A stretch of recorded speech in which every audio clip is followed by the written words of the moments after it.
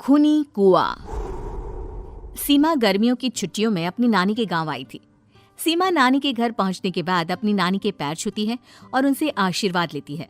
तभी उसकी नानी उससे कहती है, इतनी बड़ी हो गई मेरी सीमा, चल जल्दी से हाथ मुंह धो ले, मैं तेरे लिए खाना लगा देती हूँ। भूख लगी होगी ना? हाँ नानी, भूख तो लग रही है मुझे, आपके हाथ के बने हुए पीले दाल और चावल खाने की। कितना टाइम हो गया है मुझे आपके हाथ का बना हुआ दाल चावल खाए हुए। तू तो नौकरी में व्यस्त थी, तो तुझे कहाँ से टाइम मिलेगा अपनी नानी के लिए? और जब इतने टाइम बाद आई है तो ज्यादा टाइम के लिए रुक कर जाएगी तू। हाँ नानी, इस बार पूरे 2 महीने के लिए आई हूँ। सीमा की नानी अंदर जाकर उसके लिए खाना बनाने लगती है। सीमा कमरे में अकेली होती है, तभी उसे किसी औरत के रोने की आवाज सुनाई देती है। वो कभी खिड़की से बाहर झांकती है तो कभी दरवाजे से बाहर झांकती है। उसे समझ में नहीं आ रहा होता है कि आखिर रो कौन रहा है। तभी नानी खाना लेकर आ जाती है। वो अपनी नानी से कहती है, नानी, कोई औरत रो रही है क्या? मैं जब से यहाँ आई हूँ तब से मुझे यहाँ किसी औरत की रोने की आवाज आ रही है। हे भगवान, कहीं ये वही तो नहीं?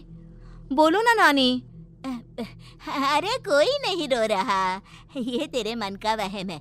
और तू ना अब खाना खा ले, ज्यादा यहाँ वहाँ की बातों में ध्यान मत दिया कर। जल्दी से खाना खा और फिर मेरे साथ आ जा मेरे कमरे में, दोनों बैठकर खूब सारी बातें करेंगे। ऐसे ही अगले दिन सीमा अपनी नानी के साथ गांव के बाजार जा रही होती है। उसी रास्ते में फिर से किसी औरत के रोने की आवाज आती है। वो अपनी नानी से कहती है, अरे नानी, क्या सच में तुम्हें अभी भी किसी औरत की रोने की आवाज नहीं सुनाई दे रही? मुझे किसी औरत की बहुत बुरी तरीके से रोने और चीखने की आवाजें आ रही हैं। मैं बहुत परेशान हूँ नानी, आखिर ये कौन है? मुझे लगता है कि सीमा को शहर भेज देना चाहिए, यहाँ रहना उसके लिए ठीक नहीं। नानी बोलो ना, आप चुप क्यों हो जाती हो? सीमा, तू घर चल, मुझे तुझसे बहुत जरूरी बात करनी है। नानी सीमा को घर ले आती है और सीमा से कहती है, सीमा, कल सुबह तू शहर वापस चली जाएगी। अरे अचानक? आखिर क्या बात है नानी, आप मुझे ऐसे जाने को क्यों कह रही हो? मैं बस जो कह रही हूँ उस पर ध्यान दे। तू कल सुबह यहाँ से चली जाएगी, और ये बात मैं कोई मजाक में नहीं बोल रही। तू कल जाएगी तो मतलब जाएगी। अरे नानी, चली जाऊंगी मैं, ठीक है, पर आखिर बात क्या है ये तो बता दो। मम्मी से कोई बात हुई है या फिर मुझसे कोई गलती हुई है जो तुम मुझे अचानक से जाने के लिए बोल रही हो? देख सीमा, रात बहुत हो चुकी है और मुझे इस बारे में कोई बात नहीं करनी। चल, अब चल के मेरे साथ सो जा। सुबह की बस पकड़कर तुझे शहर भी तो जाना है।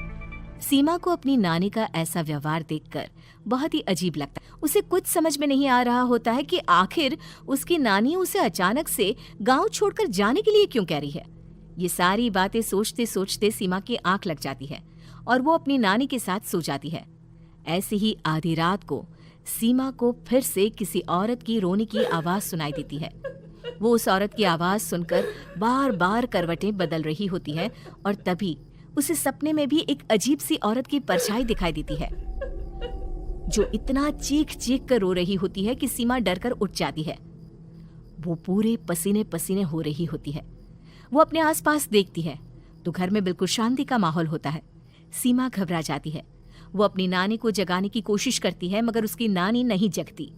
सीमा को फिर से उस औरत की रोने की आवाज सुनाई देती है। आखिरकार सीमा अपने आप को रोक नहीं पाती और वो घर का दरवाजा खोलकर बाहर निकलती है। आखिर ये माजरा क्या है? आज तो मैं पता करके रहूंगी। अब आवाज का पीछा करते हुए सीमा आधी रात को गांव के चौपाल के पास बने कुएं के पास पहुंच जाती है, जहां कुएं की चारों ओर बेड़ियां लगी होती हैं। उन बेड़ियों में लगे हुए ताले के साथ एक लाल रंग का कपड़ा और माता रानी का कलावा बंधा होता है। उस कुएं में से सीमा को किसी के रोने की आवाज आती है। सीमा परेशान हो जाती है। इस कुएं में कौन है? कौन है यहाँ? सुनो, कौन है? कौन रो रहा है? वो चिल्ला चिल्ला कर पूछती है और साथ ही लोगों को जगाने की कोशिश करती है, मगर किसी को भी उसकी आवाज सुनाई नहीं देती। अब सीमा खुद उस कुएं के पास की बेड़ियों और तालों को खोलने की कोशिश करती है और किसी तरह कुछ देर की मशक्कत के बाद सीमा उसको खोल भी देती है।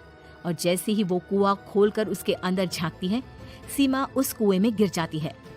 इतने में उसकी नानी की नींद भी खुल जाती है और सीमा को पास ना देखकर नानी परेशान हो जाती है।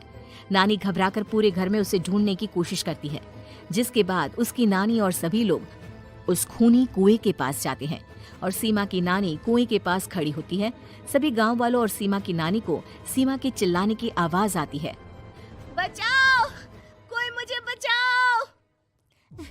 मेरी बच्ची, हम आ गए, हम तुझे बचा लेंगे। नानी, मुझे यहाँ बहुत डर लग रहा है। यहाँ इंसान की कटी हुई मुंडिया, हाथ, पैर और कंकाल है और खून भी है। नानी, मुझे डर लग रहा है। आप सब मेरी मदद कीजिए, नहीं तो ये खूनी कुआं मेरी बच्ची को भी खा जाएगा।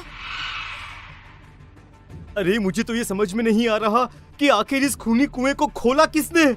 सालों पहले इसको इतनी मुश्किलों के बाद तांत्रिक बाबा ने बंद किया था। अरे पूरा गांव खूनी कुएं के बारे में अच्छे से जानता है, तो कोई भी जानबूझकर तो ऐसा करेगा नहीं। मतलब किसी ने अनजाने में इसे खोल दिया है भैया।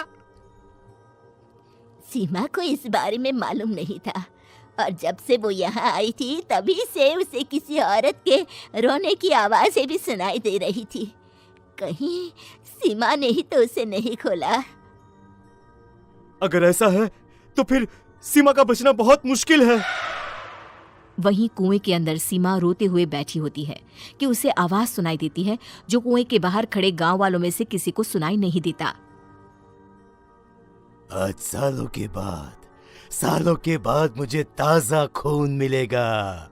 तेरा खून पीकर आज मैं अपनी प्यास बुझाऊंगा।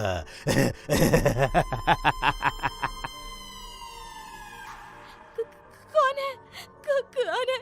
मत मारो प्लीज, मुझे जाने दो प्लीज। मैंने किसी का क्या बिगाड़ा है?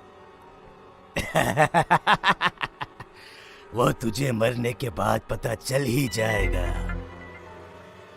जितने में गांव वाले और सीमा की नानी कुछ सोच पाते, उतने में उन्हें सीमा के चिल्लाने की आवाज आती है और अगले ही पल सब शांत हो जाता है। क्या हुआ? सीमा, मेरी बेटी। माफ करना बहन, लेकिन अब सीमा वापस नहीं आएगी।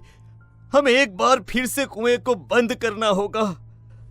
गांव वाले तभी तांत्रिक को बुलाकर लाते हैं। एक बार फिर अपनी शक्ति से तांत्रिक बाबा उस कुएं को हमेशा हमेशा के लिए बंद कर देते हैं और वहां एक बोर्ड लगा दिया जाता है कि यहाँ आना मना है।